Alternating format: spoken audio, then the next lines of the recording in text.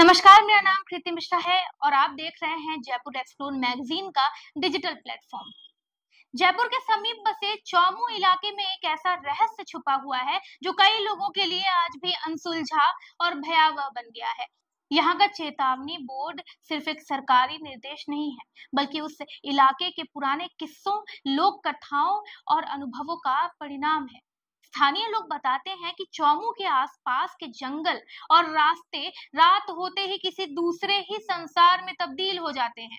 दिन भर जहां बच्चे खेलते हैं और बुजुर्ग मंदिर की घंटी बजाते हैं, वहीं जैसे ही सूरज अस्त होता है, लोगों के कदम खुद ब खुद तेज हो जाते हैं और वो घरों की ओर लौटने लगते हैं। इस इलाके में कोई भी बिना मजबूरी के रात बिताने का जोखिम नहीं लेता। कहते हैं कि कई साल पहले इस इलाके में एक प्राचीन तांत्रिक रहता था, जिसकी शक्तियां इतनी प्रबल थीं कि उसे स्थानीय लोग अंधकार का बादशाह कहते थे।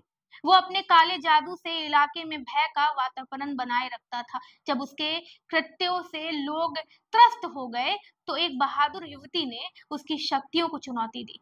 लेकिन तांत्रिक की मृत्यु के साथ ही उसने इस इलाके पर एक शक्तिशाली श्राप लगा दिया, जो आज तक बरकरार है। ये श्राप इस इलाके को एक प्रकार से प्रेत बाधित भूमि बना चुका है।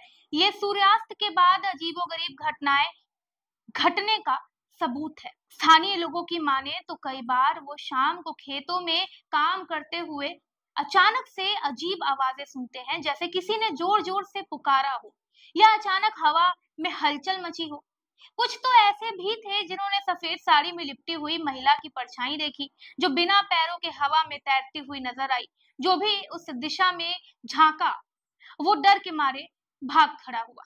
ये कहानियां आज भी जीवित है और हर नई पीढ़ी को डराती हैं और चेतावनी देती हैं कि वो शाम होते ही इस क्षेत्र से दूर रहे। अब वहीं विज्ञान के लिहाज से भी इस क्षेत्र की जमीनी ऊर्जा और चुंबकीय क्षेत्र में असमानताएं देखी जा सकती हैं।